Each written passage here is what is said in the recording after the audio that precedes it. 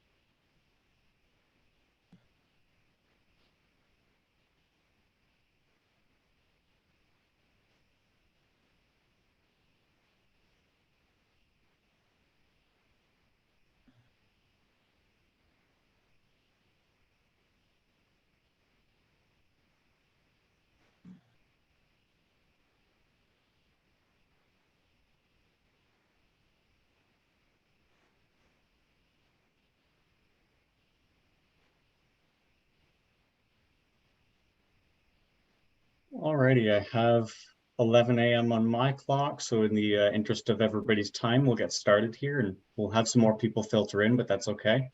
So good morning, everybody, or good noon if you're on the East Coast joining us here.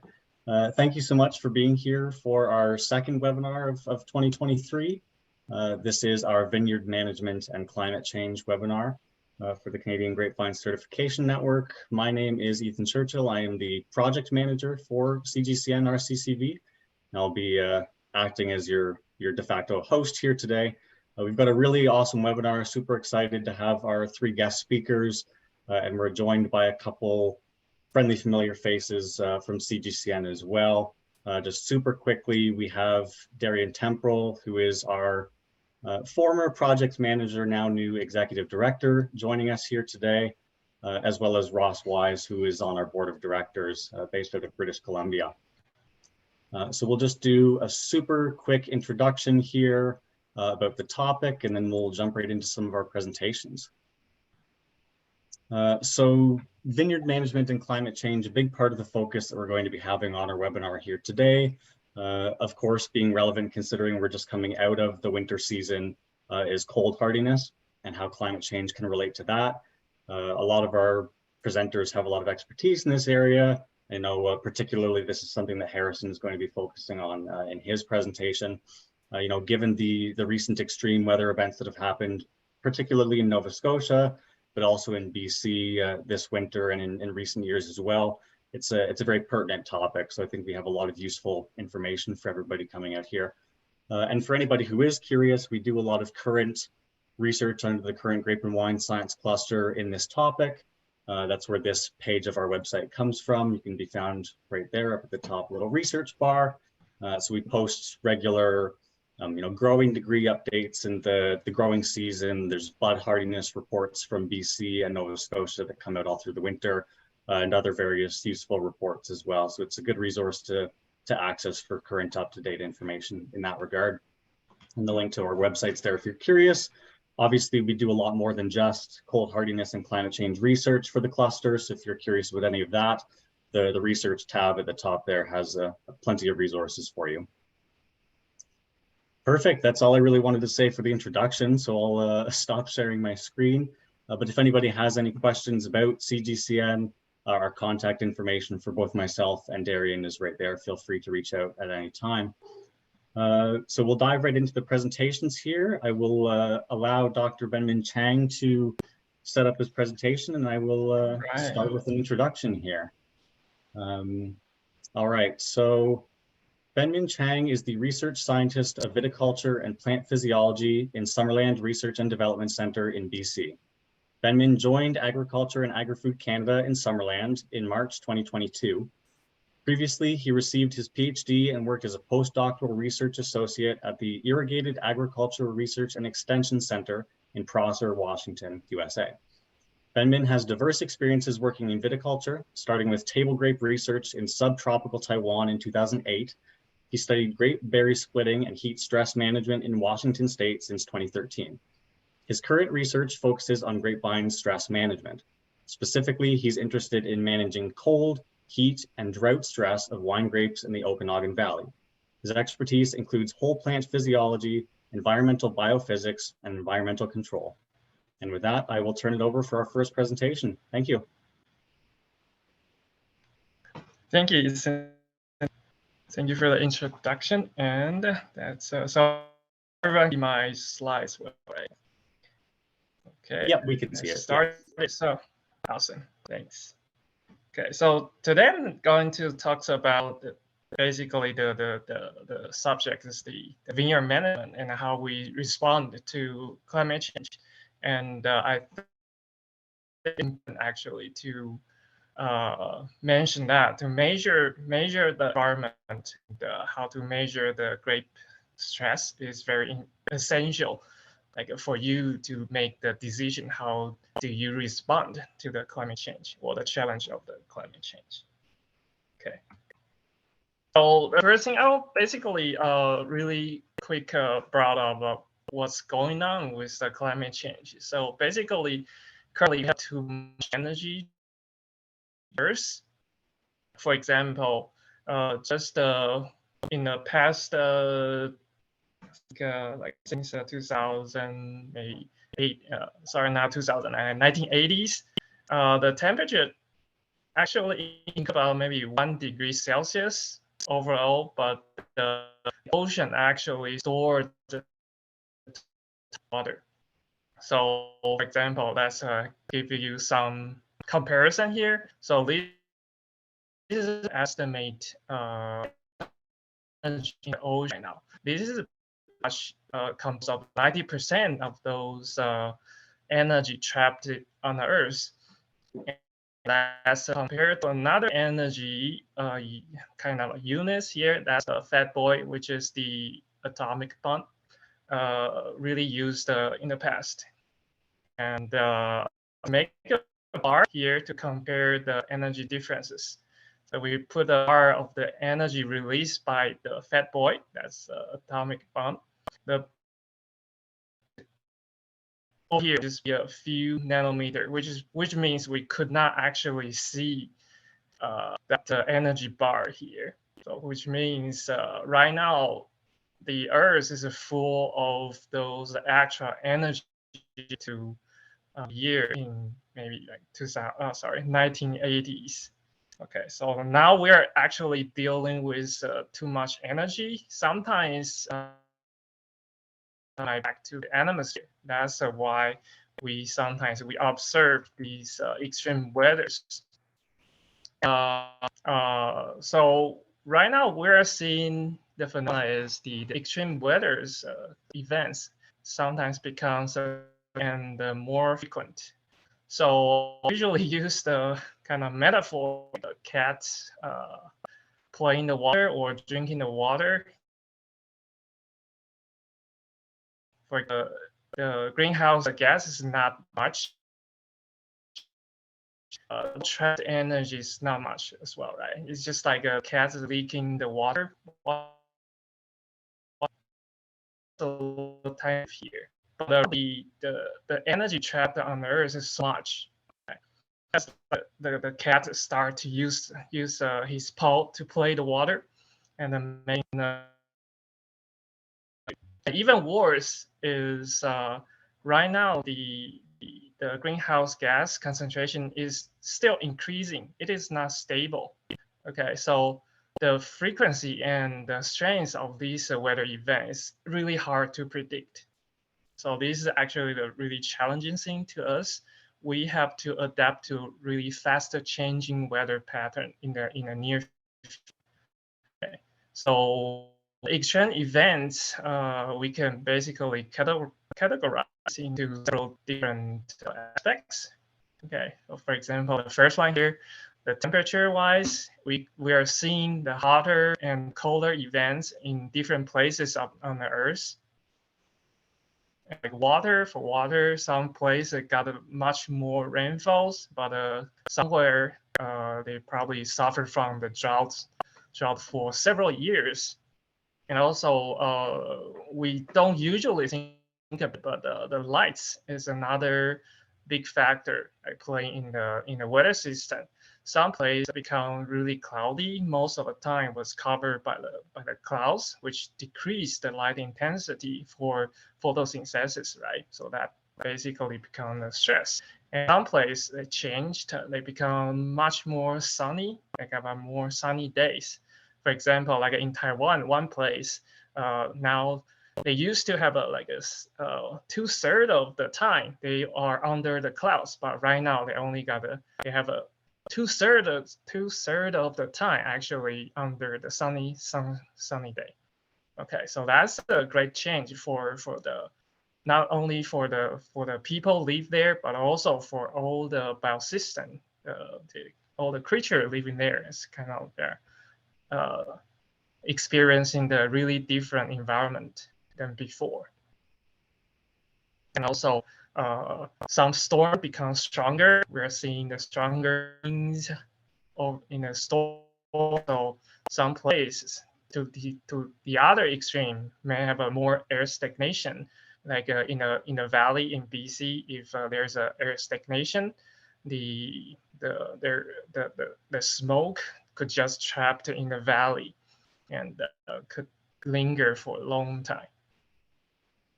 And also, the climate change also changed the temporal, the spatial distribution of these weather events. Okay, so the few that's influenced by the climate change, and that's I think a recent extreme events in BC. I think that's super recent, right? Like in the past 2 years, we were seeing in either 2021 and then 2022. The past year was really bad.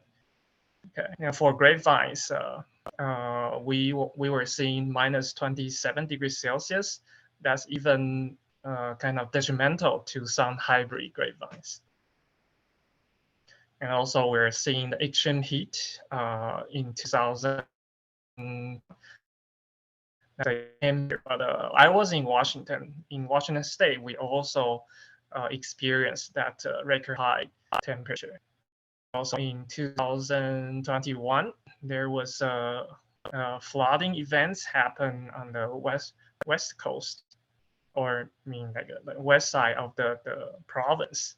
And also last year actually about. Also last year, that kind of awkward year, we were seeing that was the record-breaking coolest and the wettest early 2020, and later on we actually had the warmest from July to September in later 2020. So basically told us climate change is happening, and it does bring more strange events to us. Okay, so the climate change actually brings a lot of different biotic stress into the vineyard, and they reduce the grapevine, which means they make the grapevine couldn't achieve to their maximum productivity. The heat stress, it reduced the photosynthesis. The heat accumulates over the leaf, and eventually the vapor pressure deficit just become too great, and the transpiration will be too fast, and the water supplement couldn't be the supply of the water couldn't keep up the demands, right? And they have no choice but to shut down the photosynthesis capability. So temperature just just be too high, they burn everything. Like, I think in California, maybe 4 or 5 years ago. And also, the temperature will influence juice quality. For example, like in Washington State, they usually have a really high pH in the grape juice, which will influence the later winemaking process. And also, the drought stress. Also, the drought stress will decrease the photosynthesis ability, so reduce cold. Because basically, if you don't have a water exist or water supply, the berry growth will be stopped, because we don't have the transpiration going on over the canopy. So these would actually eventually lead to stress. And other stresses like cold stress, I think Harrison will bring really good presentation about the cold stress or cold damage here. And some events I hope we wouldn't see here in BC is the hypoxia stress. That's because there was too much rainfall and the vines soaked water events. That's I think it should be fairly rare in the Okanagan Valley. And also the climate change, as we know in BC in the past few years, when wildfire pretty often,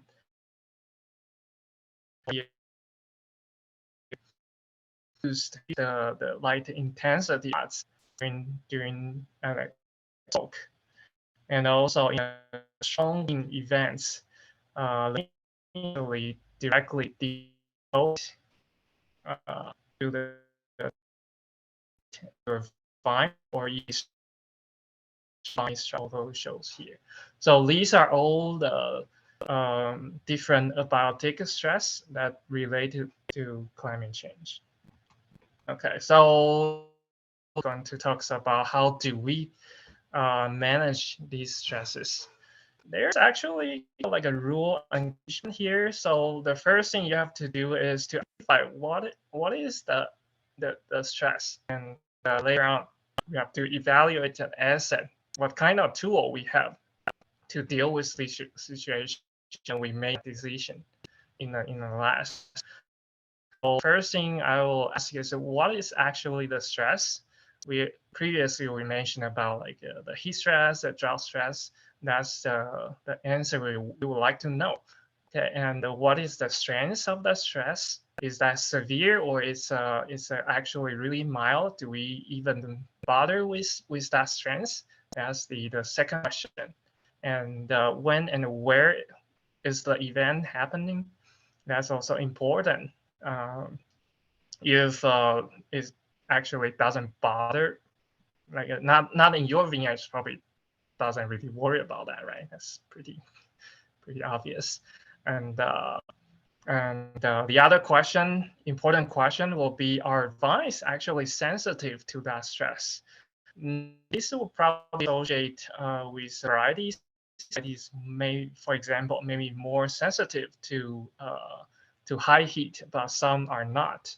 Or some vines are really susceptible to cold damage, right? Like all the variety differences. Also, phenology stage, very important. For example, when the fruit setting or the pollination period, the temperature is very important. If there's a very high temperature, the pollination might not be really good, and eventually that might affect the berry size, because there was less seeds in the berries that will influence the berry size eventually. And after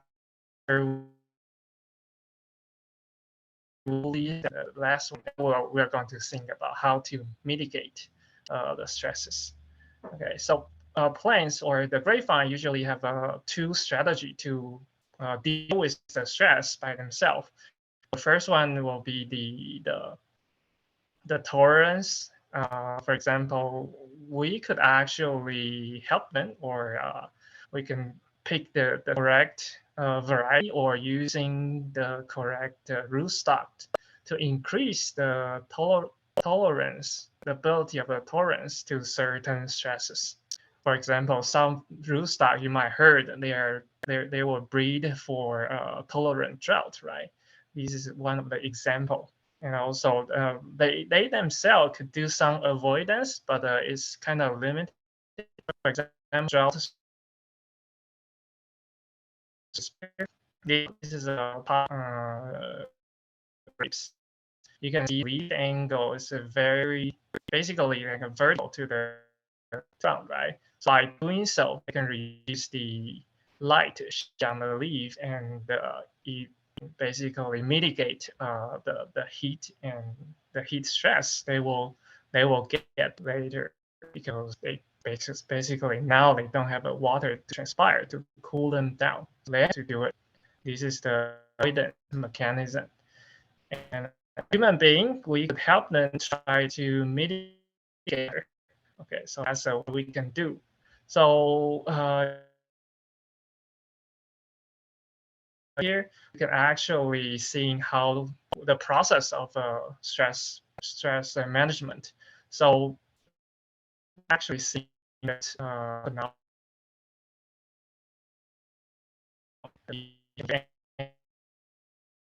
that aviation from up right now, and the second thing, we evaluate what kind of tool we have. We have okay. So for example, here we have two options. One is to just to irrigate, and the other option probably is some like oily stuff or like try to stop the transpiration. Consider this option one.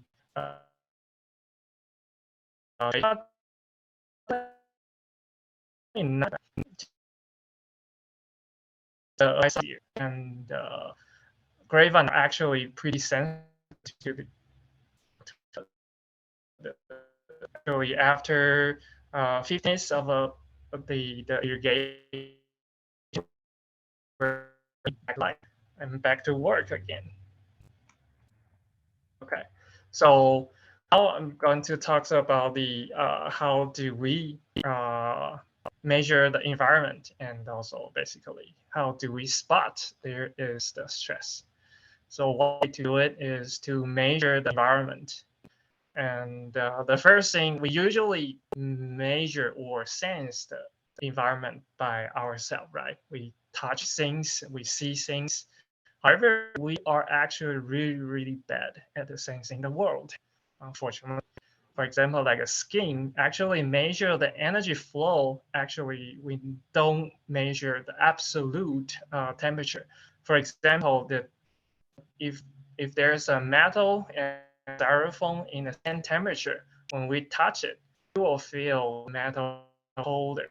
Actually, this is true. Actually, in the same temperature. And our eyes are super great at regulating light. Whether we're in indoor or in an outdoor condition, we feel the light is fairly similar, right? Okay, so basically, what we are seeing couldn't really tell the light intensity in the environment. And we are most of the time we're away from the vines. We actually couldn't feel the environment of the vine. And we're going to stay 24 hours, 7 days a week in the vineyard? Probably not. Okay, so we could actually use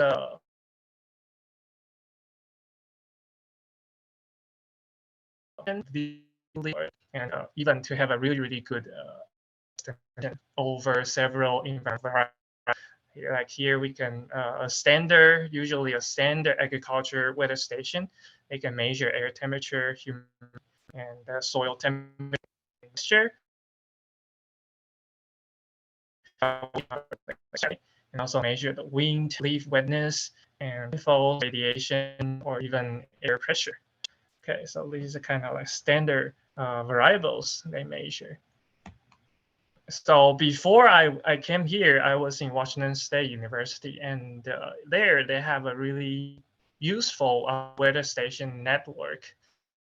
So there, they basically have a standardized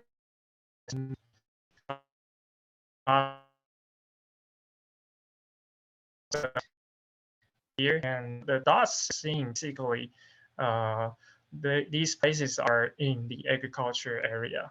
Doesn't matter that's produce apples or grapevines, they do have these weather station networks exist.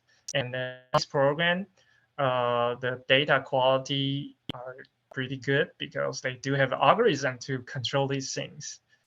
And also the better thing is the data are access to, we have the access to these data.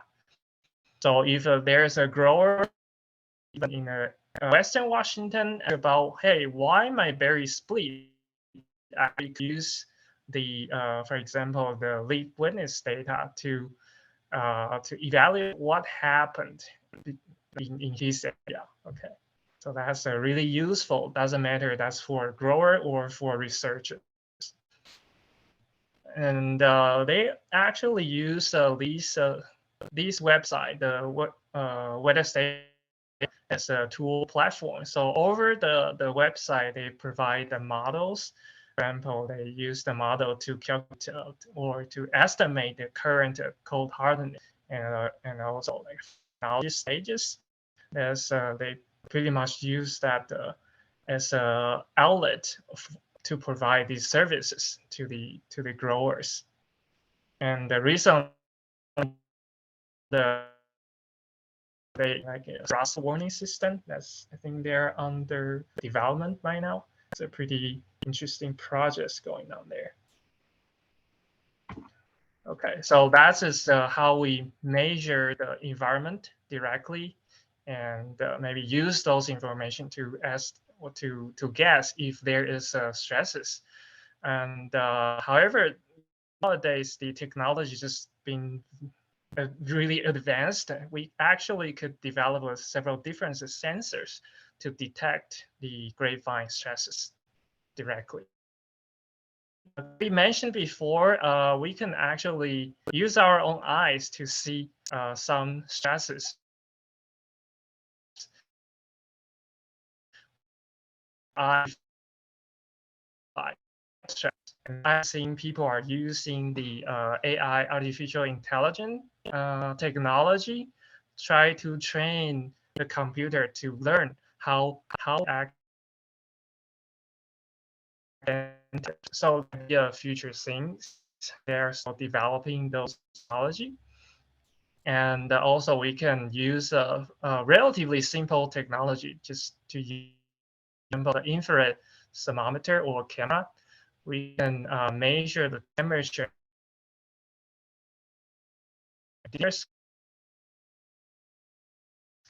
scale very even chunk.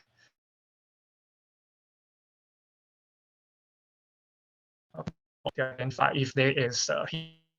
Okay, that's a very easy way to use it. And we can also use a different technology to identify water stresses. For example, we can actually image in these, that's the well irrigated here, and compared to the spot.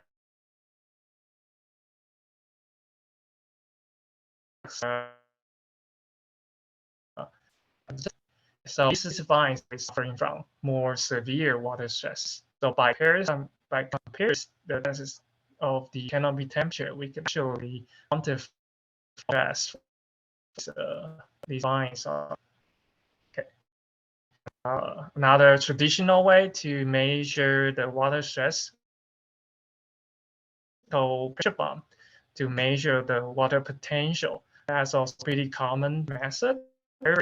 We can like manually when in the and nowadays technology really some I think developed by people from Korea. Develop the micro. They basically poke this sensor into the vine, and these sensor could measure the water, how much water in a grapevine. Okay, and also you can measure growth of the grapevine. If the growth stop, that means something happens, right? Okay, so later on, I'll give some more detail about how we manage the stress. This time using how we manage the heat stress here. So the first thing we actually also want to know is how does the heat accumulate in vines? The first thing we have to consider energy, or where's the energy come from? I was raised like that. So usually the energy comes from a lot tons of energy here from the solar radiation. Of course, they're actually warming directly, right? Now, on the other hand, there are several ways to let the energy remove. There are several ways to remove the energy from the canopy. The first one, the evaporation, and also we might have some free water over the vine that will provide some evaporation.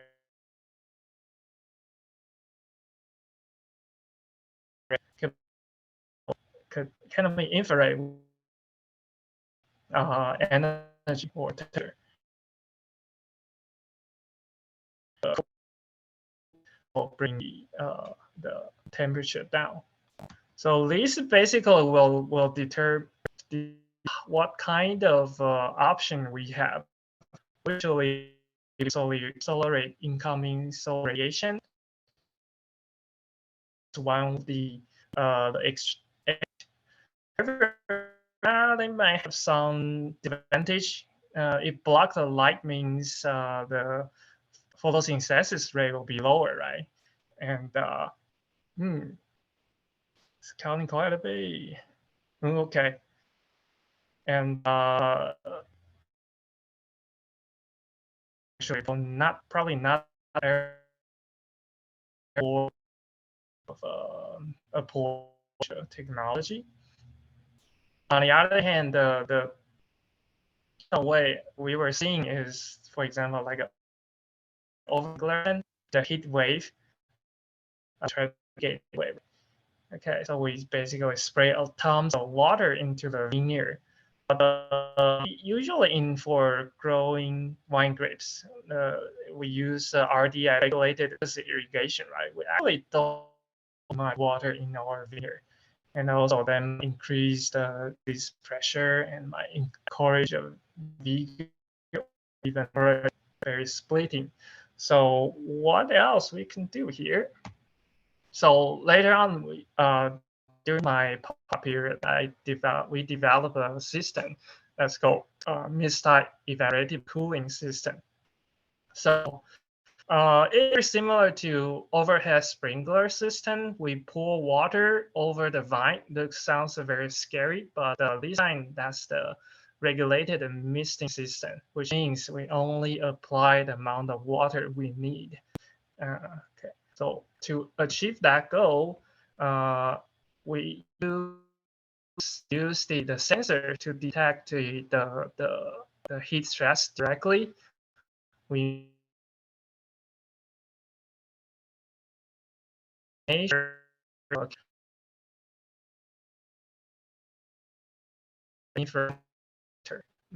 we have this here and canopy next to it. What the temperature, the canopy temperature is over 35 degrees Celsius. And the other sensors, so the lead witness sensors, once the sense the water is saturated over the canopy, and it will stop the. It's kind of like, oh, we already got the water. Why bother to spray more? Okay, so that's the working flow is actually pretty simple here, and the results are actually pretty.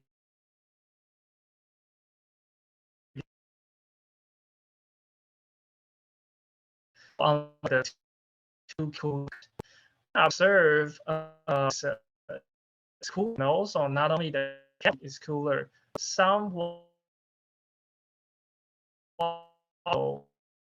and of course, this will also reduce the infrared like immediate, and overall that will reduce the vineyard temperature. So control the temperature sides looks pretty promising. Let's see if there's any influence over the yield water parameters. So basically, we didn't see much differences even over the soil moisture. There's no differences of the treatment and control, and the growths are not different. The juice line composition is different. Very minimal this in the third year, and on a third stage. So we are wonder why is that? And it looks like just cooling the canopy since they're just not doing much. So the next year and the next 2 years, we actually changed the goal a little bit. Now we are going to target the canopy looks like it doesn't need our help, and then we'll try to do something else. So this time we're going to very so in the past we already observed very temperature low acidity and create a really high pH in a juice, and sometimes not favorable wine make, right? So we want to see if we can use the max system to regulate these juice composition. So we want to see if the max adjust juice and wine composition the system, now nozzle position towards and also we make the smear now during the glass temperature. Also, we have to revision the because now the water is coming from below to the top. And very interesting is the differences this time. We are seeing the titratable acidity will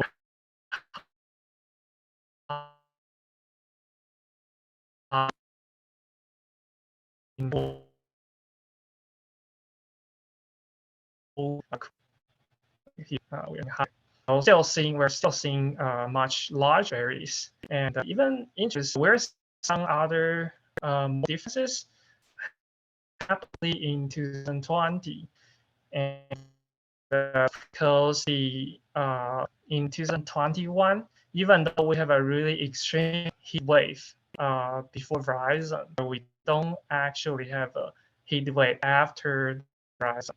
So compared to 2020, like both period before and after Verizon, they were pretty warm in Washington.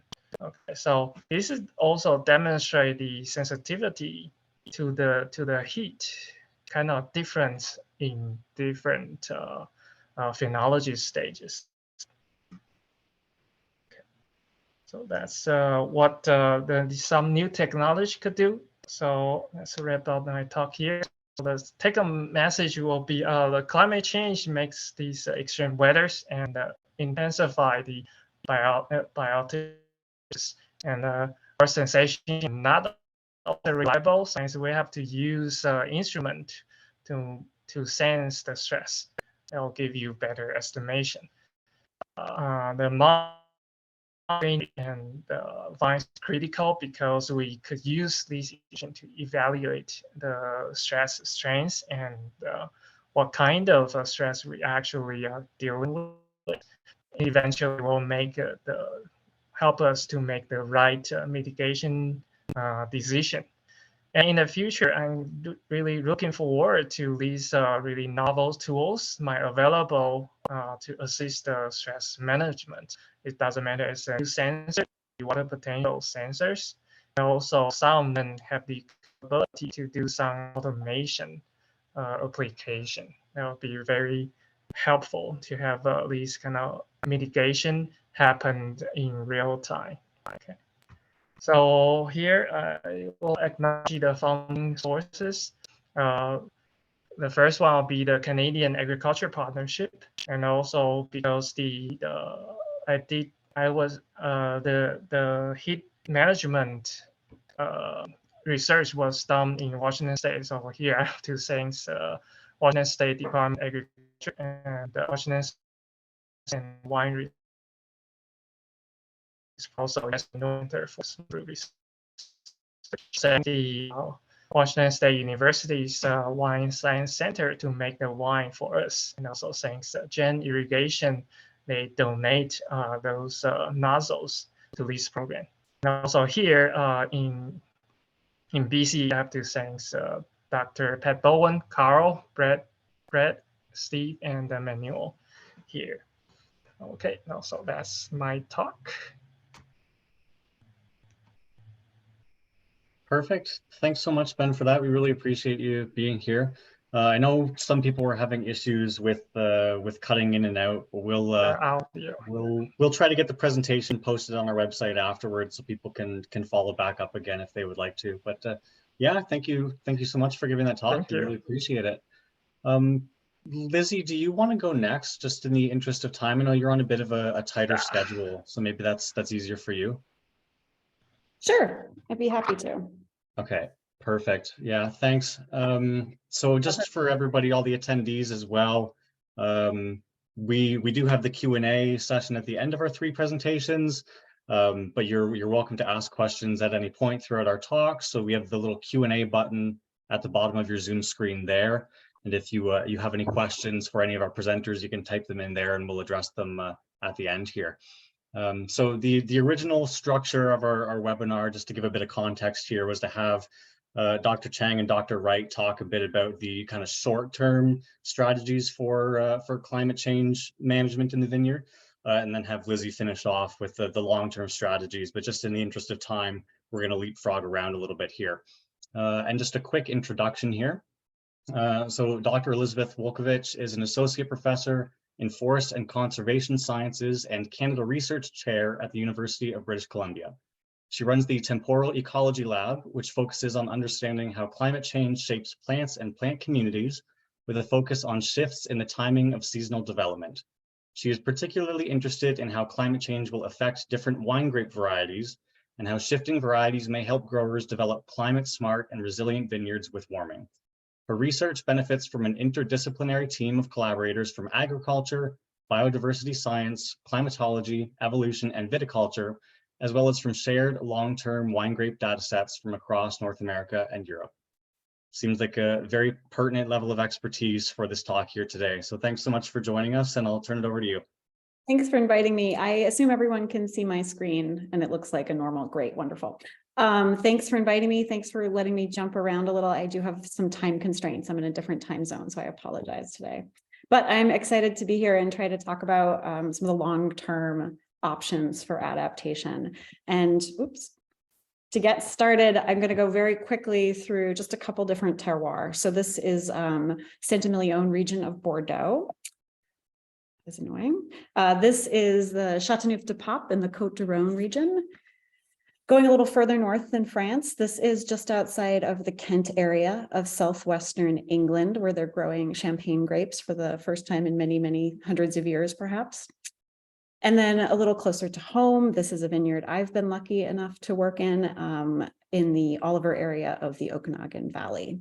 And I'm showing these because I want to stress that when we think about where we grow wine grapes and even compare it to other crops, we actually grow them in extremely diverse climatic zones. Certainly in Canada, we're growing them at the very edge of where they can survive hardiness through the winter, which is one of our big limitations, but it shows just how much we've pushed that crop.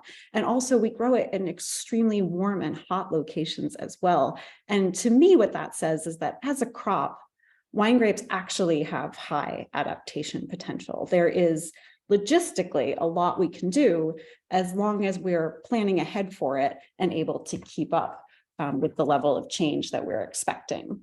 So on that note, I wanted to quickly show you, and Benman thankfully set me up good for this, just a few of what the climate zones look like of these different terroirs. So what I'm showing here is maximum temperatures in degrees Celsius on the vertical axis and the growing degree days with a base 10 on the horizontal axis. So going from about 500 to 1500 in growing degree days and looking at about 23 to 35 degrees Celsius in maximum temperatures. And I've taken 30 years of climate data and just two-dimensionally mapped the space that that climate covers, both for the wine growing in the United Kingdom that I just showed, and I didn't show a photo, but also for the Champagne region of France. And so what you can hopefully see is that these are two very cool wine growing regions. The United Kingdom getting, 500 to 800 growing degree days per year. This is from about budburst to maturity in our estimates, and the Champagne getting around 1,000 to 1,200 at the most. And the maximum temperatures certainly vary. The United Kingdom never gets above 30. Champagne, a high day would be 33, 32. What I didn't tell you is that these data actually come from before significant anthropogenic warming. So these are the data in the 30 years before 1980. If we look at what's happened and what the climate space of these places have been in the last 40 years, it looks dramatically different. So you can see the United Kingdom is now getting much higher maximum temperatures. Days approaching 34 are more common.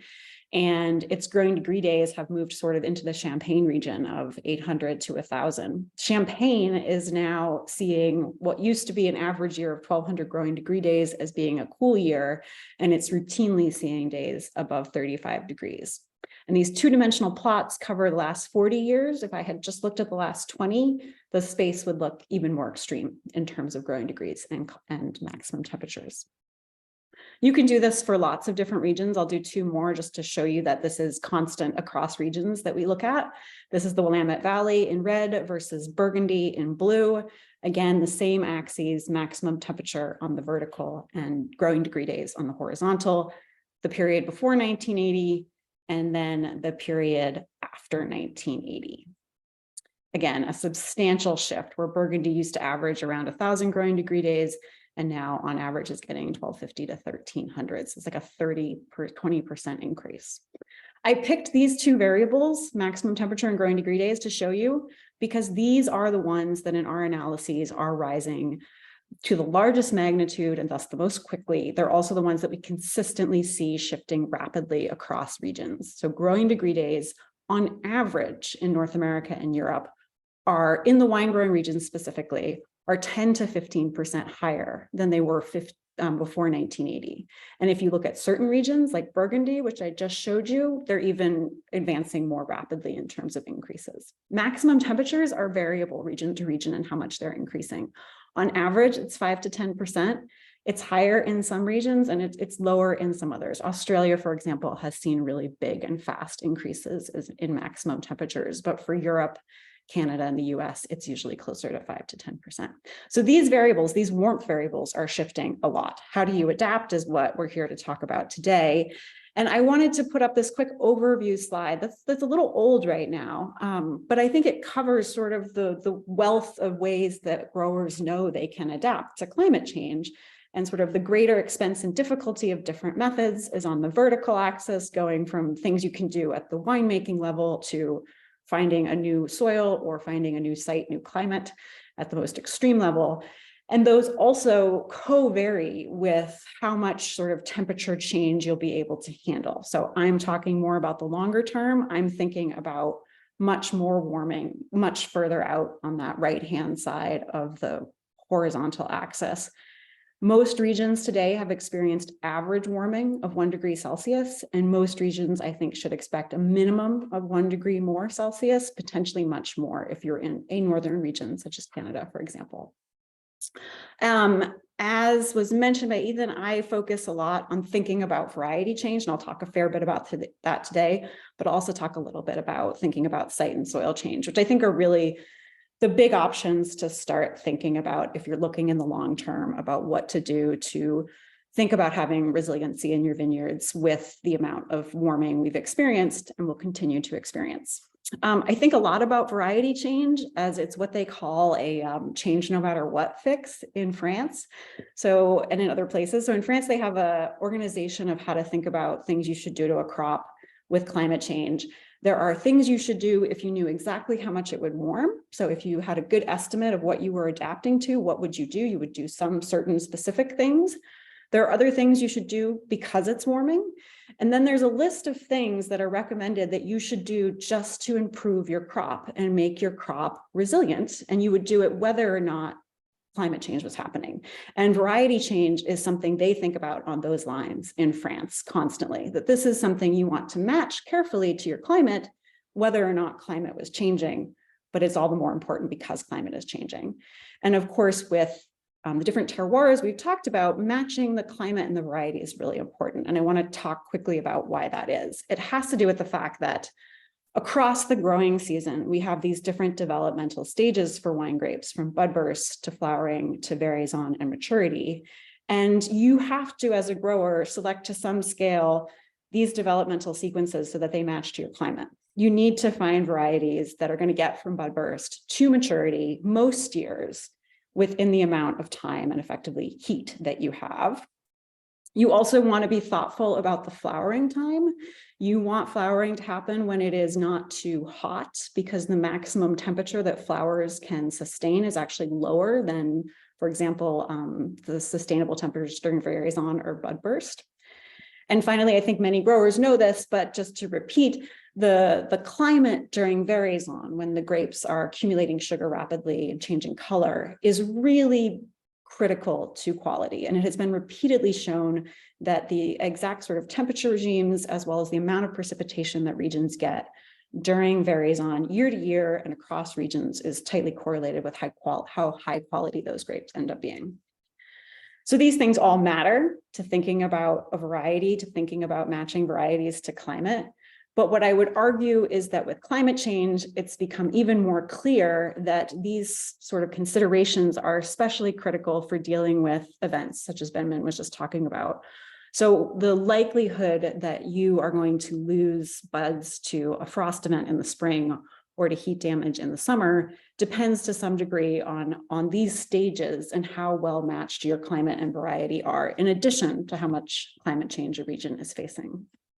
So budburst, for example, determines frost risk. The reason frosts have been so detrimental in France recently, for example, is that they're getting really warm springs where lots of things are bud bursting at once, and they are starting to plant more similar varieties. So they're starting to see a larger percentage of vineyard frost damage in recent years. Flowering, I think this has become much clearer in recent years with more heat extremes, that if you have a plant that is flowering during a heat extreme, so usually we hope that plants are flowering earlier before the high temperatures, but if you are unfortunate and that is the case, that you have a plant flowering during a heat extreme, we're seeing flowers abort quite often. And so then you have a real yield reduction due to the match between the climate and the flowering. Many of you guys will know this, but veraison is the absolute worst time for the most part to have a fire hit, because the grapes are most actively taking up compounds in the environment. So a fire that hits during veraison is going to be the one that will, the grapes most readily take up the smoke and related compounds during that period. So ideally, you're hoping that you have varieties that either go through veraison early enough that it's before the peak fire period, or that they somehow delay enough and are at the late fire period, or sorry, are after the fire period and yet still mature in time, which is part of a narrow window depending on your region.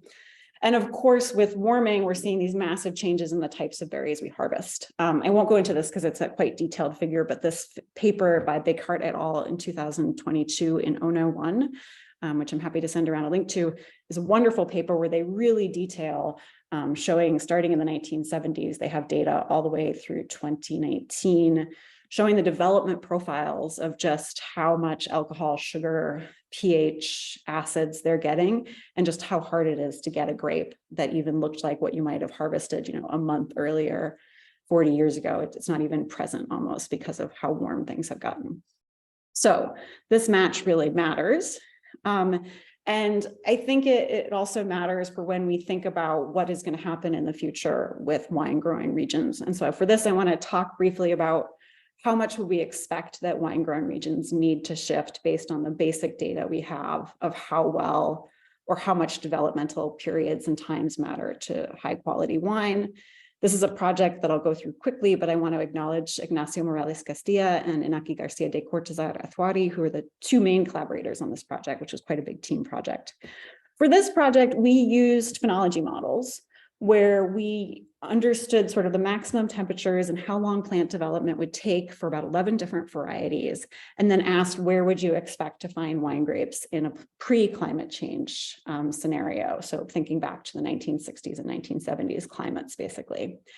You can see, hopefully, the grid cells are quite large. That was required to get the daily data, the climate data we need.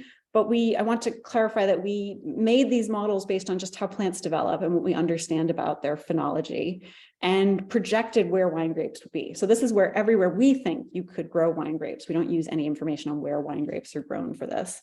And we projected it under pre-climate change. You can see Canada does not show up on the map yet. At 2 degrees, it starts to. You also see a lot of regions that are well known, such as parts of France, start to lose varieties. Some of the more famous ones, Côte d'Aron, Bordeaux, though, they do hold on. And then at 4 degrees, you just see a massive shift poleward, especially lots of new regions in Canada that we may not have explored yet show up, as well as a lot of interior parts of BC, for example. And so these are the projections that we found. We found that if you looked at where can you grow wine today versus where you might be able to grow it in the future, we said in a 2-degree scenario, which we're approaching, and I would say the next 20 to 30 years, 51% of all areas currently growing wine would struggle to grow wine in the future. And for 4 degrees, which is a quite extreme warming event that I hope we won't get to, and also where I think we're really pushing our data to get answers, we could reach losses of 77%. So really dramatic losses. I want to add that these estimates are about where you could get suitable wine grapes about 75% of the time. So certainly they don't include where you could grow grapes sort of on the fringe and not have that many successful years.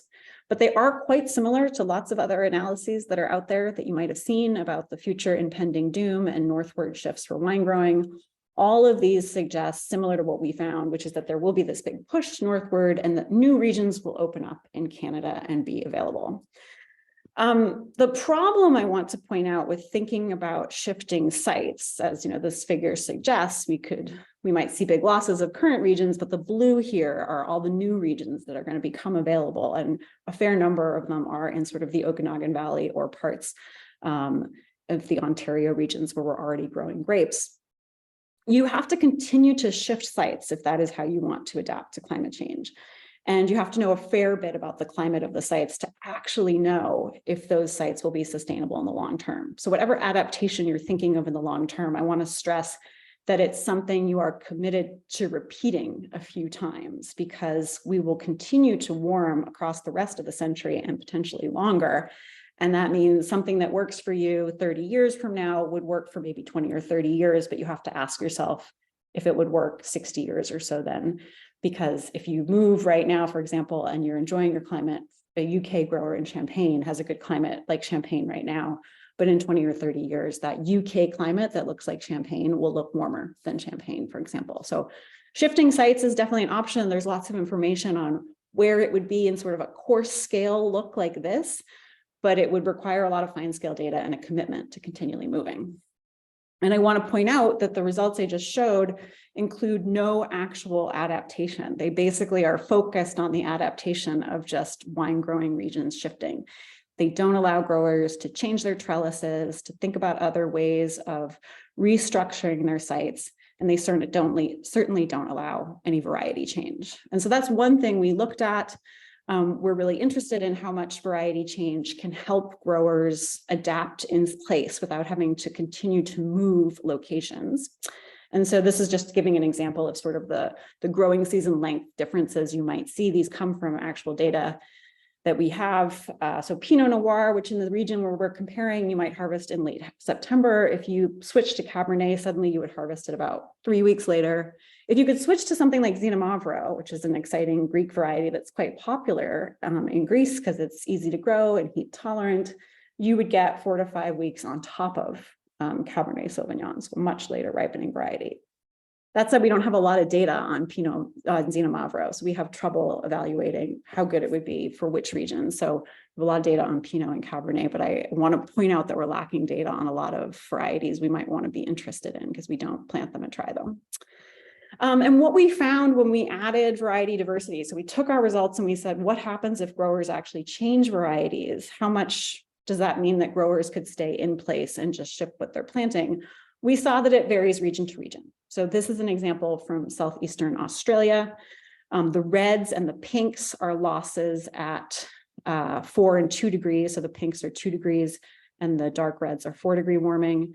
So you see that for the 11 varieties we looked at, which are on the horizontal axis and organized from earliest to latest ripening, they would lose most of what they're growing there in a high percentage. They would gain the ability to grow a few late ripening varieties, which is shown in blue, but not much. Different regions have different gains and losses. So for example, in Germany, see there's a lot of dark red. They had sort of 50% losses of some of their early ripening varieties, but they gained late ripening varieties as possible to grow. And places like the Pacific Northwest, which I'm showing here, mainly had gains. They might lose a little bit of their ability to grow Pinot Noir or an early ripener like Chasselas, but in the general, those are sites that are becoming more and more available and also able to grow a greater and greater diversity of grapes. And in general, what we've found when we look at projections that don't include grower adaptation and we add adaptation via variety change, you could stay in place in by far most regions and just shift varieties, which is a big ask, but is, I think, a lot more sustainable and feasible and resilient than trying to continually find a new soil or climate to work in.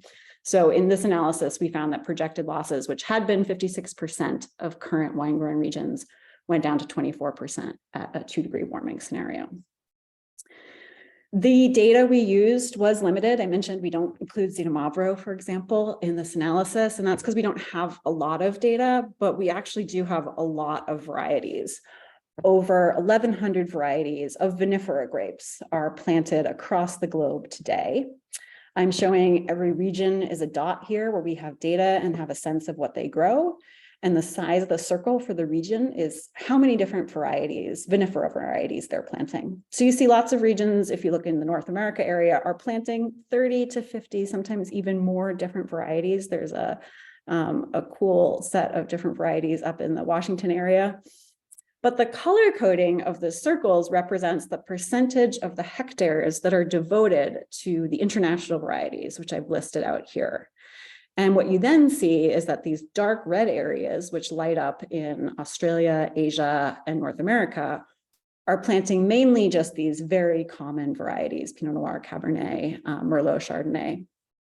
And if you actually dig into the data for these regions, often 80% of the hectares are planting 4 to 7 varieties.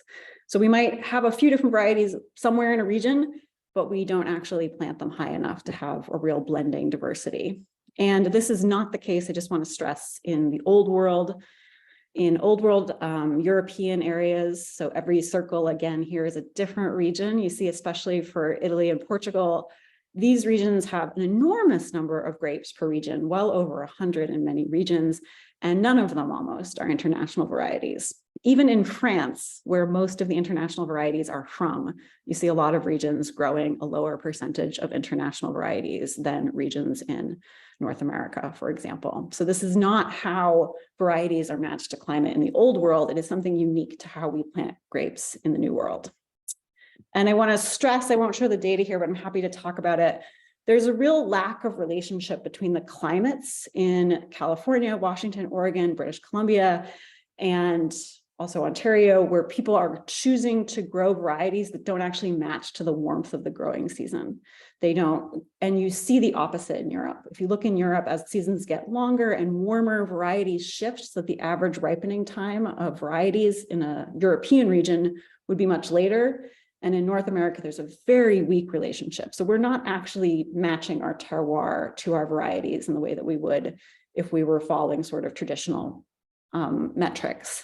And beyond already sort of having a better match and thinking really hard about how to match varieties to climate, European regions are also studying hard how they would shift varieties.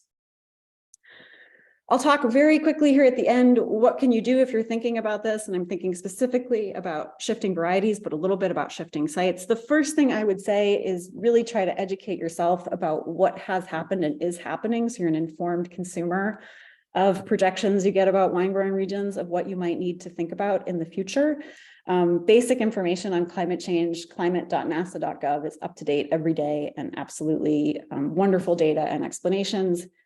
We have a website, State of Wine, where we go through and have all of our favorite resources under climate change, which is one of the drop-down menus. Ben already touched on some of this, but the other thing I would say is start collecting data. We really encourage growers to think about collecting phenological data, to being thoughtful about the types of bricks data they collect across the season and where they keep it, and be prepared to sort of analyze and understand what varieties, what sites are working, and try to understand why, so that you can think about what will happen in the future and how those matches will shift.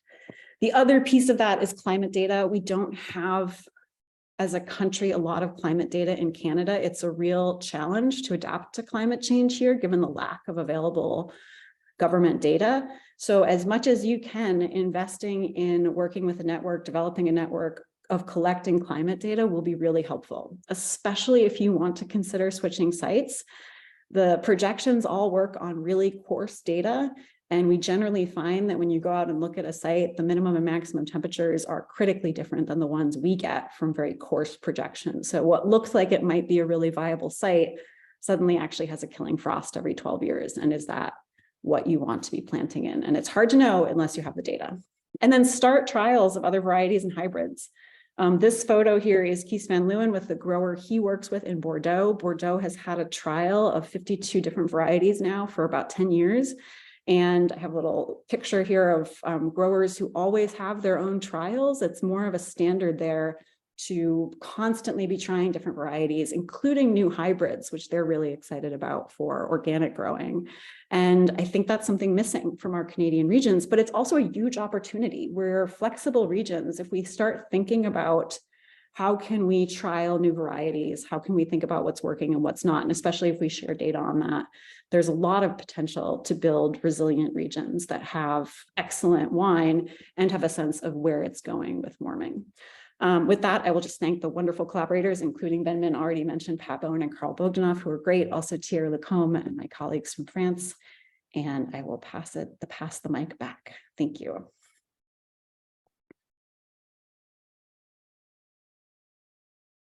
Perfect. There we go. Thanks so much, Lizzie. Really appreciate you making the time and giving such a thoughtful presentation. We really appreciate that. I know you're on a time constraint, so stay as long as you'd like. And if you have time if we get to the Q&A and you're still here, that's perfect. But if not, are you okay if people have questions for you, if we offer up your email to them? Yep. I'll be slow on email. I am always, but a little worse lately, but I'd be happy to try to field questions over email, and I'll stay as long as I can. Right. Perfect. Thanks again. We really appreciate it. Thank you. Just a reminder to all of our attendees, if you have any questions, either after that presentation or after or during Harrison's, please feel free to just type them into the Q&A button at the bottom of your Zoom screen, and then we'll address them all after Harrison's presentation. Speaking of, last but not least, I'll allow him to pull up his presentation slides, and I will go through a brief introduction here. Harrison Wright was raised on a mixed farm in the Annapolis Valley of Nova Scotia. He received a certificate for engineering at Mount Allison University. During a short hiatus from university, he obtained his student pilot license from the Scotia Flight Center before returning to academia for a BSc in physics and a BA in English from Acadia University. While studying English, Harrison, and I think this is cool, side note, sold the rights to his personal memoir to a local publisher. Shortly thereafter, Harrison parlayed his background in engineering, physics, writing, and aviation into a job driving a spray truck, administering research trials at the Kentville Research and Development Center. With time, Harrison returned to school to pursue graduate studies. He did an MSc in agriculture and a PhD in biology, both focused on plant physiology, both through Dalhousie University. Postdoctoral work was performed at Laval University before he accepted a position as a research scientist with AAFC. Harrison lives in the community of Woodside, Nova Scotia in the Annapolis Valley on a small farm with his wife and their 3 boys. Possibly one of the best speaker bios I've ever had the privilege to give. But Harrison, I'll turn it over to you. Thanks, Ethan. Thanks, Leslie and Ben, for your talks. Ethan, can you, is it in full screen mode right now for you, or do I have to switch displays? No, we see it perfectly. Perfect, great, thanks. All right, a lot of slides to get through. And so I'm gonna get right into it. So my talk is, we don't have a lot of extreme heat here or drought in Nova Scotia, but I'm talking about climate change more in terms of the implications on winter hardiness coming from a cool climate, wine grape growing region. So wine grape winter hardiness, climate change implications. My name is Dr. Harrison Wright. So I'd also like to mention Jeff Franklin. He's a technician that works with me on this. So yeah. So just a quick outline. I'm just going to give a very brief overview of Nova Scotia wine grape industry. I'm going to talk very quickly again about the early plantings and the historical research, and a little bit about the climate, how it's changed here in Nova Scotia, and then I'll get into the meat of it, which is winter hardiness, factors of influence, short term, and also, mostly short term. Just very briefly, not everyone's familiar with Nova Scotia wine grape industry. We're over here, Nova Scotia on the East Coast. The research center I'm talking to from right now is in the Annapolis Valley of Nova Scotia, and about 80% of our wine grape production in Nova Scotia is in the Annapolis Valley, but there's also wine grape regions on the South Shore and also on the North Shore, even a little bit in Cape Breton. So most of it's in the Annapolis Valley. Here's a picture of the Annapolis Valley. This is actually taken from my backyard. The Annapolis Valley is about, it's 10 or 12 kilometers wide on average, about 120 kilometers long. This is looking out from what we call the lookoff out into the Atlantic Ocean or the Bay of Fundy, Mias Basin, which goes into the Bay of Fundy. A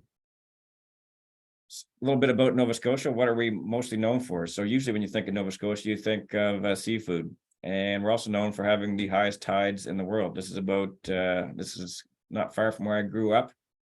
It's about a 10-minute BMX bike ride for a 10-year-old from where I grew up. You see the boats are all sitting on the ocean floor. So everything, the tide, it used to be the tide was our clock. That's what you timed everything about. And it's still that way for the fishermen. You base what you do off the tides.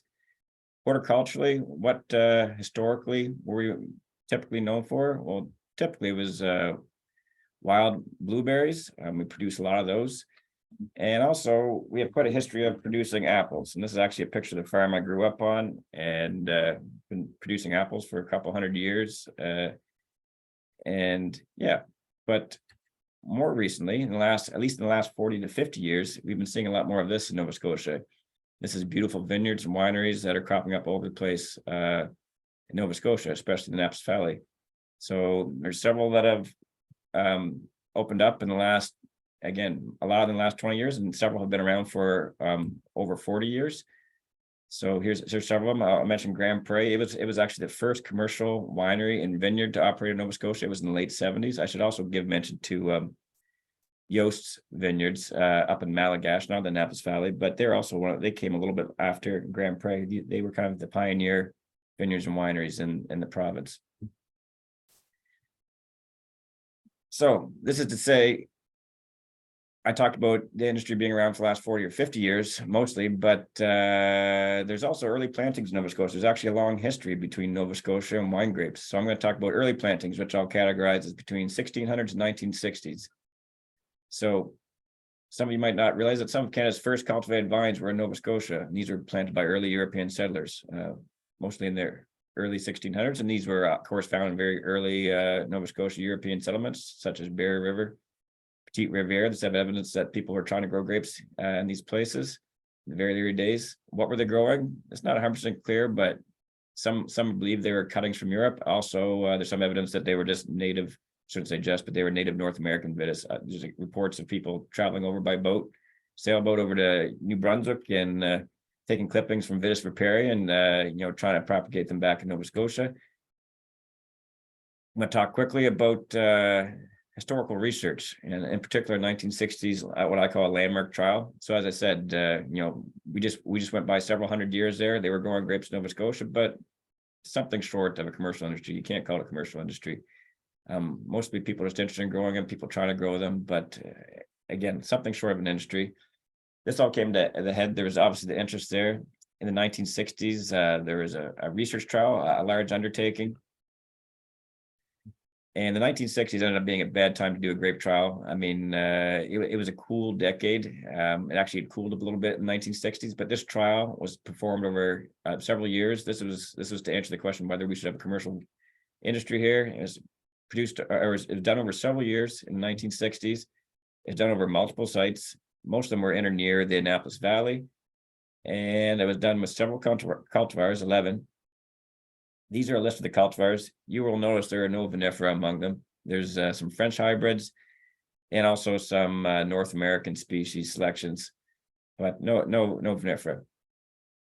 So again, they did this for several years and they produced this nice paper. It was a very short paper published in Hort Science in the year 1970 after they've gone through the data and looked at what happened. And a lot can be said just in the abstract here. It says the successful growth of wine cultivars is not feasible in Nova Scotia.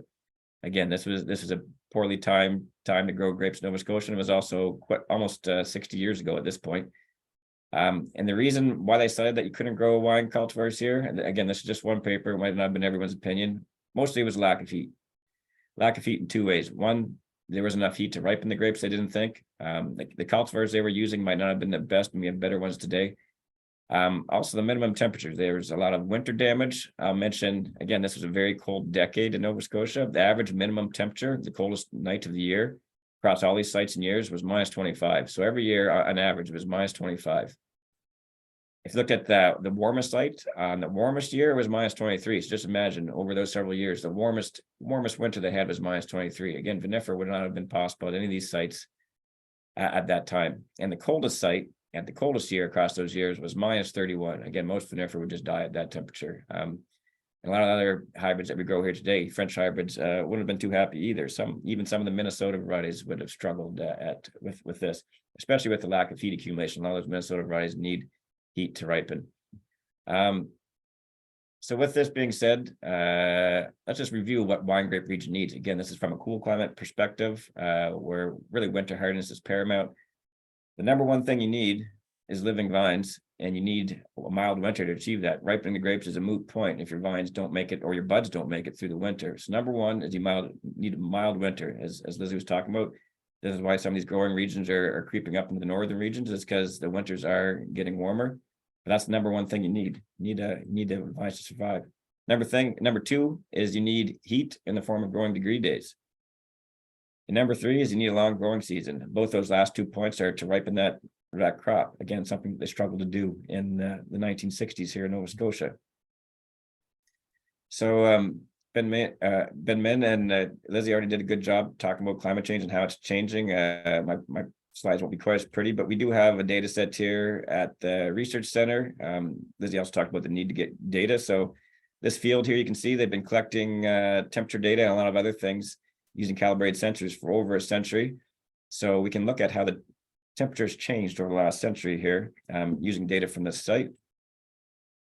I also want to preface this by saying climate change is good news, and I'm going to put an arrow through that. I'm not saying climate change is good news. I mean, it is changing what we can grow here, but especially as Ben Min was saying, the thing that is not good about climate change, yes, it changes what we can grow here, but is that variability. It seems like every year we're having record-breaking something in terms of weather, and it's not always the same thing. You know, warm, cold, hot, dry, or wet. It's always changing. That's hard to make an economic model around. So yeah, I don't want to say climate change good news, but it is warming and things are changing. So here's the average temperature over the last approximately 100 years. As Lizzie already talked about or addressed, Nova Scotia, the same as the rest of the world, it is warming. Here at the Kentville site, it's gone up just short of 2 degrees based on our measurements. You see I have linear regression there. It's not really linear though. We had a little bit of warming at the beginning of the 20th century, and then it cooled. It actually dropped a little bit in the 60s, that time when they ran that trial. And then from about 1980 on, it's really hasn't looked back, it just started going up. Highly variable, but that is the trend. The minimum temperature, again, that's one of the critical things for keeping a plant alive through the winter, and what you need first and foremost to grow your cultivar of interest here. It's even more extreme. So you can see back in the early part of the 20th century, the average minimum temperature was -26. We're now up to about -20. So that's an increase of almost 6 degrees in that coldest night of the year. The other thing that we needed is heat. And so this is base 10 growing degree days here in Kentville. Again, the trend lines up like everything else. This is the temperature from April 1st to October 31st, approximately our growing season here in Nova Scotia. And you can see the growing degree days have gone up about 27%. Spring frost timing. So this is what defines the start of our season here. So the timing of that last frost, when it's safe to, be a green leaf in the environment and not worry about frost damage, that has actually, it used to be around May 26th, about a century ago. And now on average, again, it's highly variable, but this is the trend, and the trend's highly significant. It's now around May 8th. So that's an addition of 18 days at the beginning of our growing season. We look at the other end of our growing season. Our first fall frost, that's what shuts down the growing season, is when you have that hard frost. It used to be September 24th, about a century ago, and now we're on average October 16th. So that's an addition of 22 days. And if those of you already done the math, you'll know that's an extra 40 days of growing season we have here in Nova Scotia. So again, and a lot of this change has been since the 60s when they did that trial. So it's definitely a different environment now trying to grow grapes than it was 100 years ago, or even back in the 60s, 50 years ago. So now what I really want to talk about, winter hardiness, factors of influence. So these first ones I'm going to talk about are really the short-term factors that may or may not have an influence on your winter hardiness. This first one I have to mention because there's a lot of research out there on it. ABA, abscisic acid, it's a stress hormone. It's implicated in a lot of things in the vine. One of them is the end of dormancy period. There's a whole bunch of trials out there. I'm just showing one. Essentially, if you add abscisic acid, it'll give a boost to your hardiness. I don't know if it will drive the deep winter full acclimation, but especially at the beginning of the season, it will improve your hardiness. It can also delay your bud break, and if you put too much on it, it can also stress the plant out. So you have to be careful with it. But again, I haven't done this research, but there's a lot out there that shows that can be a factor, or it can help in some situations. So this one I hear a lot. So whenever people talk about winter hardiness, and maybe a site doing better or worse, usually people start talking about the crop load. Well, did you crop it too heavy? Did you stress the vine out and didn't have enough carbohydrates? So that's often mentioned, but is it really a factor? Another one that goes with this is harvest timing. If you harvest early and you let that plant recuperate longer, does that improve hardiness? Or if you let it hang, is that hurting in terms of hardiness? Surprisingly, for such a simple, well, not simple, but such a common thing as crop load, there's not a ton of literature. There's some in the literature, but there's not a lot in the literature. I wish there was more. But this paper from Ontario was only 1 year of data from a few years ago. I'll just read the headline. Crop load and harvest date have minimal impact on bud cold hardiness and cane carbohydrate levels of 4 grapevine cultivars. So that's might be surprising to most people. I'm not saying this is conclusive. I'm not saying it's never a factor, but at least in this trial it wasn't a factor. We've also done trials here in Nova Scotia on hybrids, similar trials. On the crop load side, we've done some crop load trials for the last couple of years, at least so far with these hybrids. And we had some pretty extremes, vines being cropped at 1 kilogram per vine all the way up to 5 or 6 kilograms per vine. And we haven't found much evidence of the crop load having a major impact on winter hardiness. It does definitely affect the vigor, vegetative vigor of the vine. You crop it heavier and it rains in the vigor. But again, if anything, you might think intuitively, well, if you undercrop your vine, you have too much vigor, maybe you'll reduce winter hardiness. Sometimes those big canes are less hardy. But anyway, we didn't find any of that. I'm not saying there's not other trials out there. Maybe it's never a factor, but at least it's not a huge factor some of the times, or a lot of the time. We did differ in our findings here on the effect of harvest timing on winter hardiness. This is just, we did this trial a couple of years and we hope to keep doing it. This is a picture of some Riesling, and we had several treatments. This is just two treatments side by side of harvest timing. The vines on the left here had an early harvest 2 or 3 weeks before this picture was taken. And the vines on the right had a late harvest. They still have fruit on them in this picture, and you can see the difference in the foliage. The vines on the right with the early harvest, that kind of triggered them to start to catabolize their leaves, harden off their wood, and they also had more carbohydrates. And on the right, you can see they're still trying to ripen those fruit and aren't ready to shut down for winter. And we looked at measurements of the hardiness and carbohydrates later. We found the early harvest had more carbohydrates and had slightly higher hardiness levels, at least early in the growing season. It was only about, they were only about a degree hardier. And we did this trial for several years, and we didn't get this result every year. In years with a light crop load, we didn't get it. If there was an early frost, you didn't have this effect. In Nova Scotia, we're a bit unique in that we are always, trying to make most of our growing season. So we don't have, the time after harvest that other places enjoy, where they can have several weeks of leaves being green after harvest to get those carbohydrates. So sometimes we're up against them. Maybe that's why we sometimes see this as a factor, but primarily a factor in years that you have a long growing season and a higher crop. If you do have an early harvest, it is a bit of a factor, but not a huge one.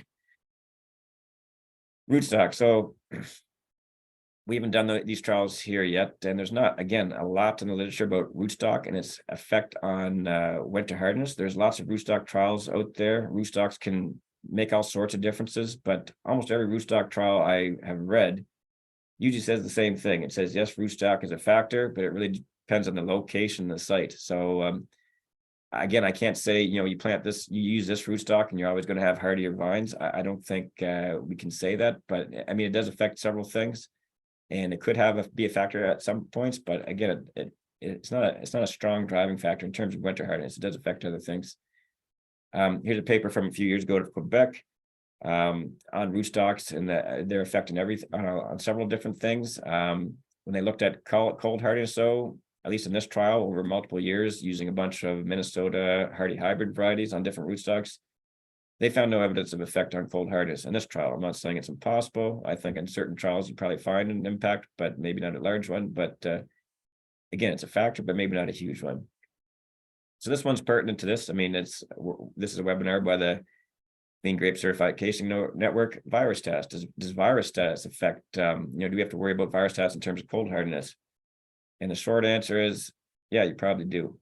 Effects of this is a paper out of BC from a few years ago. Pat Bowen and Carl Bogdanoff. The other two talks mentioned them as well. Effects of grapevine red blotch disease on Cabernet Franc and vine physiology, bud hardness, and fruit wine quality. So they found vines that had virus in the study were on average, it varied quite a bit by year and other factors, but on average were about 2 degrees less hardy, which is a fairly big effect than vines that were clean. So this drives home the point. Another reason to have clean vines. We've been doing similar work here in Nova Scotia with hybrids. We don't have as much data. We haven't published it yet, and I don't want to read too much into it, but at least we have seen some evidence that even in the hybrids, that virus status may be affecting the bud hardiness as well in a negative way.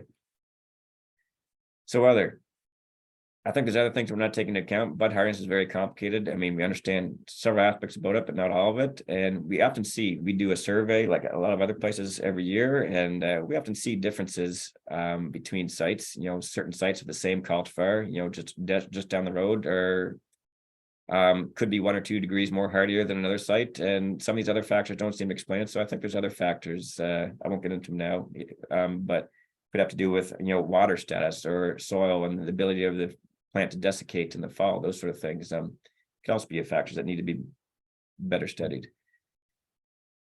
So the most influential factor in terms of hardiness by far is cultivar, and Lizzie spoke to this a little bit, or not a little bit, but a lot. But I just want to talk about cultivar and its influence on hardiness. So in Nova Scotia, we grow a lot of hybrids, but we also have a lot of vinifera. I mean, weather's gotten warmer, and we can grow vinifera here in a lot of years. So here's a picture of a lot of the common varieties that we grow here in Nova Scotia. On the left is the LT50 value. That's the temperature at which, and this is during peak hardiness. This is a couple of years of data off several cultivars here in Nova Scotia. LT50 is the temperature at which you'd lose approximately 50% of your buds. So along the bottom is a bunch of the varieties, and they've been ranked from most hardy to least hardy.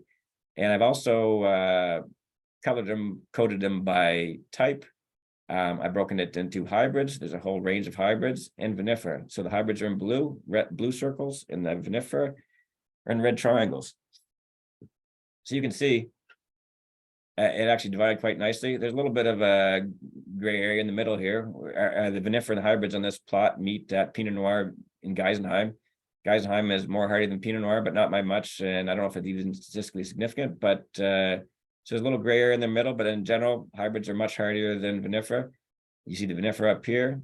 The hybrid start at here in Nova Scotia at Marquette. We have a couple other varieties here that we grow, like Frontenac and La Crescent, that it may even be hardy to Marquette, but I didn't include them. They're hardy to about -31, and I will preface this by saying in a typical winter. And you can see on the other end of the spectrum is vinifera, Chenin Blanc, which is only about -23 in terms of its hardiness, and I'll again say a typical winter. You can see there's not much range in the vinifera either. And this is, I know vinifera, you know, the classic grapes that grow in Europe, and you know, the fruit quality is excellent. And hybrids, you know, they have lots of attributes, but at least I should say, but in winter hardiness is one of those attributes. Also mentioned, like, you know, there's lots of diversity in vinifera as well, but you can see, in my opinion anyway, the diversity of that gene pool in terms of you know, factors that will improve hardness is shallow. I mean, you could cross those vinifera any which way you want, and you're not going to get a Marquette-like vine that is that hardy. To do that, you need to go to a region that the grapes evolved to be hardy, like Minnesota, where they did breeding using those kind of varieties, Riparia and North American varieties, to get that hardiness. So cultivar is an important factor, but the second most influential factor is acclimation. So this is where warming is a double-edged sword, or a catch-22. If we already saw, maybe I'll go to the next slide. So already saw the annual minimum temperatures are warming. So on this front anyway, the risk of cold temperatures is decreasing. That's a good thing. We like reduced risk. But on the flip side, cold temperatures are still needed to drive acclimation and for vines to reach their maximum hardiness potential. So it's getting warmer. We're getting less of those cold temperatures, but on the flip side, you also need those cold temperatures for those vines to reach their potential maximum hardiness levels. And as Ben was already talking about, you know, variability is one of the things that are coming with climate change. So this variability mixed with the warming and the lack of acclimation is problematic. And we saw that this year. So I'll talk a little bit about this. So the 2022-2023, this current season in Nova Scotia demonstrated how climate change can impact vine acclimation and the implications on the risk of winter damage. So, and this is the risk of poor acclimation is increasing. So the risk of cold temperatures is decreasing, but the risk of the vines not meeting their full hardiness potential is increasing. And how that plays out really probably depends on the cultivar and the genetics of that vine, which is something are probably going to start wanting to take closer, more consideration of in the future as we figure out what grapes we want to grow in particular regions. So I'm going to give you some data from this past year to see how acclimation was a problem. So this is our varieties again, all the varieties that we looked at hardiness over a couple of years. But so this is data from a couple of years, but we've had a basket of varieties here in Nova Scotia that we've been tracking actually for several years. And we've been tracking a couple of hybrids, Marquette, a very hardy red hybrid, Lac Cadie, our #1 white hybrid. We've also been tracking a couple of what we call the hardier vinifera, Pinot Noir, Chardonnay, and Riesling. So I'll just show you some of the data of how these vines have acclimated the past 4 years, and then also how they've acclimated this year, a year with poor acclimation. So this is all varieties over a 4-year span, 2018 to 2022. Again, we have the date on the bottom. We have the LT50 on the left, and this is the 4-year averages. So as you can see, as winter approaches, the hardiness, you know, especially in the late fall and early winter, it becomes hardier and hardier as those vines acclimate and they lose water and other things are happening for them to tolerate the winter cold to come. I'm just going to zoom in on December and January in particular over the last 4 years. So as you would expect from the previous figure, all our vinifera are clustered up here at the top, Chardonnay, Pinot Noir, and Riesling. And we have our 2 hybrids, which are known to be hardier here on the bottom, Lac Cadie and Marquette being the hardiest. And we're now going to look at them on a cultivar by cultivar basis, their hardiness levels, the last 4 years compared to this year. So Chardonnay, the last 4 years, the acclimation and improved hardiness looked like this over December and January. But this year, it looked more like this. You can see less hardy, and at the end of January, I should mention historically, our coldest night of the year is January 30th. Within those 2 weeks around January 30th, you know, accounts for like 80% of our coldest night of the year. So at the end of January, it was about 1.7 degrees less hardy than it had been the last 4 years. Apologize for the color. I was running out of colors, but this is Riesling. This is the last 4 years. And then this is what the hardiness looked like this year. Again, we were about 1.5 degrees off where we would have liked to have seen them or where they have been the last several years based on a more typical winter. Pinot Noir, I've described this as probably the least happy variety on the list. It's only should be grown in the best sites. It was the least impacted by this year, but it was still almost a degree, 0.7 degrees less hardy than it should have been at the end of January. Lac-A-D, our #1 hybrid. You can see it really acclimates throughout December and January in a typical year. But this year, it hardly acclimated at all. It was way up there. It acclimated a little bit. The last 2 weeks of January, we had a little bit of cold weather, but it was still, even more so than the vinifera, 3.4 degrees off its peak, potential hardiness compared to the last 4 years due to lack of cold temperatures. And finally, Marquette. This is a Minnesota variety that is very hardy. And it was very confused what was going on this winter. It was actually deacclimating for the first 6 weeks of this December and January. And like Lac-A-D, it was about 3.4 degrees off its maximum hardiness level. So we were worried about this. We knew things were off. They weren't right. And we were just hoping for not get a cold temperature this year. But unfortunately, that didn't happen. February 3rd, 4th, 2023, temperatures dropped to less than -25 most of Nova Scotia. This was an advective freeze. It came with wind. It wasn't a temperature inversion. Everyone got hit. So, yeah, there was a lot of damage. Bud damage was beyond what we would have expected at the minimum temperature observed had the winter been, I put in quotes, typical. It's getting harder to understand what typical is in terms of weather these days with the variability, but that's what we saw. So, put these into numbers. So for the vinifera, in a typical year, last 4 years, we would have expected damage with a temperature like that to be around 50%. That was the LT50 value, about -25.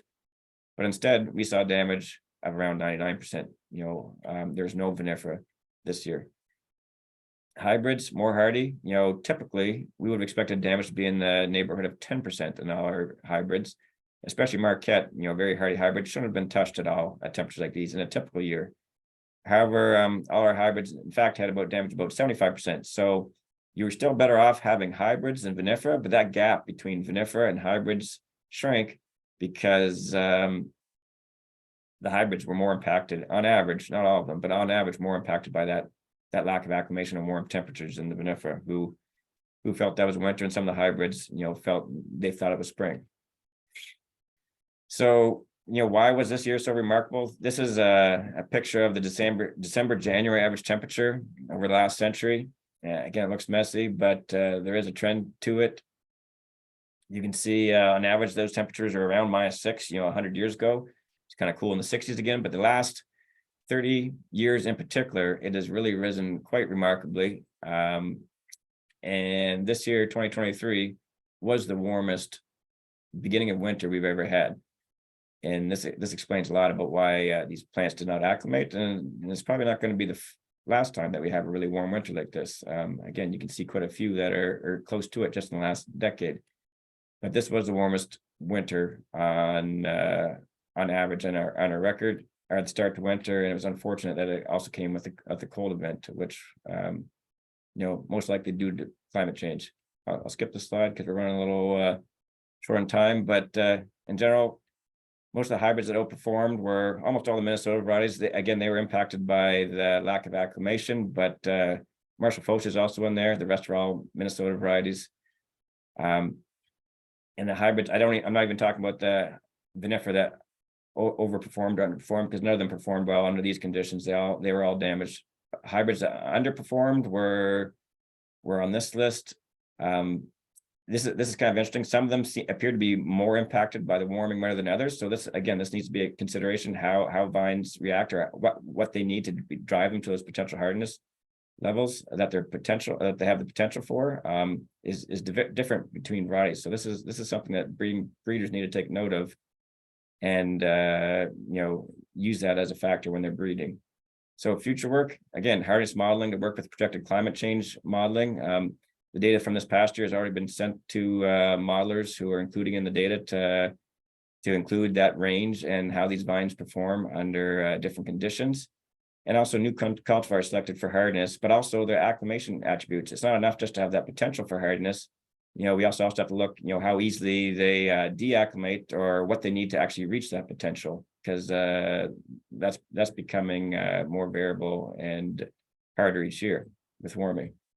I'm going to conclude my talk there. I just want to thank the current cluster project for generating a lot of this data that was part of this talk, and some of the other groups and people that we work with here. Thank you very much. Perfect. Thanks so much, Harrison. We appreciate you taking the time for that. We do have, 5 or 10 minutes for Q&A period here. So if anybody has questions for any of our presenters, we have Benjamin, Lizzie, and Harrison respectively, and I think all three of them are still here. So we've got a couple minutes if anybody has questions to submit. There was one, let me see if I can find it here. There was one that was submitted ahead of time when someone registered that I will perhaps just post to the group, and if anybody has an answer, we can start that way. What is the estimated average cost of rejuvenating a vineyard with severe trunk damage but encouraging sucker push? I know there's a lot of info in that question, but if you had to estimate a cost or even just some general advice or insight on rejuvenating vineyard with severe trunk damage but encouraging sucker push, if any of our presenters have some thoughts on that. Sweet. I guess I can take a stab. It really all depends on the conditions. I mean, it really depends on, there's a point of no return where it costs more to try and rejuvenate than to start over. It really depends on the amount of damage. Sometimes it's winter damage, it can take several years to manifest, and assessing short-term bud damage is relatively easy, but assessing vascular damage and understanding how long it's going to take for that vineyard to come into full production, if ever again, that's really a site-by-site decision in terms of it's a tough call. Unfortunately, that's a non-answer, but it's a very tough call. It all depends on how well your glass ball is working and seeing the future, and how well those vines are going to respond, and how healthy they were before that freeze actually happened. Right. Yeah, that seems to be the trend across all three presentations, is that there are so many variables and unknown factors, and the extremes that everyone talked about kind of makes it hard to answer specific questions like that. It's a lot goes up in the air, certainly when you're talking about stuff like that. But thanks, Harrison. Yeah. Any final questions from our attendees, or if any of our presenters as well, if you have any general advice or miscellaneous information you think you may want to share that you didn't share in your presentation, we've got time as well. So it's totally up to you, but I know your presentations were all quite thorough, so perhaps that's why we don't have too many questions. You did a good enough job explaining the first time around. But well, in that case, I'll go through a brief wrap up, and if anybody has any last minute questions to type into the Q&A, I'll give them that opportunity. But obviously I want to thank our guest speakers today. It was a pleasure to have all three of you join us. Benjamin, Harrison, and Lizzie, who I think just had to hop off, but she sends her regards to everybody who attended today. We want to thank you all for taking the time out of your day to be here with us and share your expertise with the Canadian industry. Legally, I have to share this notice just very briefly for our two AAFC presenters. This is just some Creative Commons license attribution info for their presentations. And lastly, we have one more webinar coming up at the end of May, and we'll be talking about disease-resistant varieties and their relation to climate change. An exact date hasn't been set yet, but it'll be sometime in the last 2 weeks of May. So stay tuned on our social media platforms. We have Facebook, Twitter, our newsletters as well that go out every month or two. So you can stay up to date on all of our events through all those platforms there. Additionally, I did mention off the top, but this webinar presentation has been recorded. So for anybody who either couldn't attend today, or if you did attend and you want to share this presentation with somebody else, you'll be able to find that on our website and on our YouTube channel certainly by the end of this week, if not by the end of the day. So that'll be available to you soon. With that, I think that's all I have to share. So one final round of thanks to all our presenters, Ben and Harrison, and Lizzie, who is no longer here, but thanks so much for joining us. Thanks to Darian and Ross for hopping on and participating from the CGCN side as well. And thanks to all of our attendees for spending the last 90 minutes or so with us. So we'll let you go, and hopefully we'll see you for our next webinar at the end of May. Thank you very much, everybody. Thank you, Ethan. Thank you.